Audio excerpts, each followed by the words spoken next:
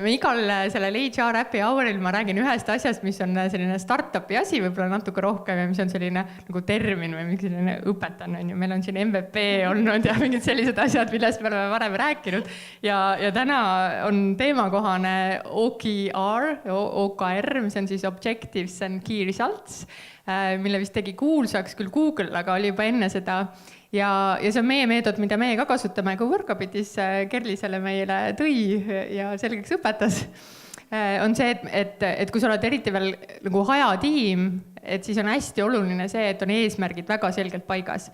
Ja meie paneme kogu tiimiga 3 kuu eesmärgid paika, mis me hakkame tegema ja sealt tagasi vaadates siis tulevad iga tiimi oma kuu eesmärgid ja minu isiklikud eesmärgid ja minu tegevused ja me trackime 2-nädalase täpsusega seda siis, et iga 2 nädala tagant me teeme hangout'is ühe kõne, kus igaüks räägib enda eelmise 2 nädala õppetundidest ja kuidas on läinud ja teeb siis järgmise plaanid ja jagab seda.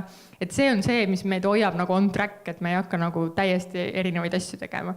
Sest meie üks vigu, isegi alguses, kui me võtsime selle kasutusele, oli see, et kui kuu aega on hästi tublisti tööd tehtud, siis hakkab igav ja siis tahaks midagi uut teha. Ja siis tekib mingi uus põnev idee, hakkame hoopis midagi muud tegema ja siis lõpuks ei jõua kuskile. Et see on siis OKR, võite guugeldada ja otsida. Eestis Viiktann on üks startup, kes teeb selle jaoks tarkvara, et seda trackida paremini. Aga meie teeme seda täitsa Google Docsis ja jagame seda. Kas teil on mingisugune asi, mida teie kasutate, et olla nagu on track? Meil on siis päris mitu ja me teeme seda kõige lihtsamal viisil üldse, mida võimalik on.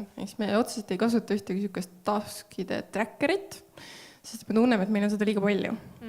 Ja me teeme seda süke whiteboardilikult post-it note'idega ja kuna me ise teeme whiteboardi, siis see kõik on virtuaalne. Aga mis me teeme? Meil on sükene, ma ei tea, kas kõik teavad, mis on lean startup, lean development, ei tea. Natuke eelmine kord isegi rääkisime sellest, aga sa võid üle korrata. Väga hea, no näed, uus termin siis veel. Et meie teeme oma versiooni siis nii-öelda lean metodoloogiast, mis on siis mõeldud see, et sa teed, kõik on nagu trackitav, kõik on hinnatav ja lühikeste sprintidena reliisid.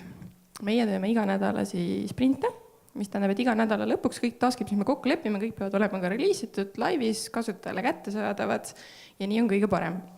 Ja me teeme seda igal pool, nii turunduses kui klienditoes kui kõiges. Et me oleme selle nagu viinud sükse järgmisele nagu sammule. Ja mis me siis teeme on see, et iga nädal meil on süke planning, kus me lepime kokku, et mis on see, mis see nädal tehtud peab saama. Me hästi tugevalt jälgime, et asjad ei ripuks nädalast nädalasse. Et kui sa nädala lõpuks valmis ei jõua, siis on midagi valesti. Kas me hindasime ülesannet valesti või siis jäi midagi selgusetuks.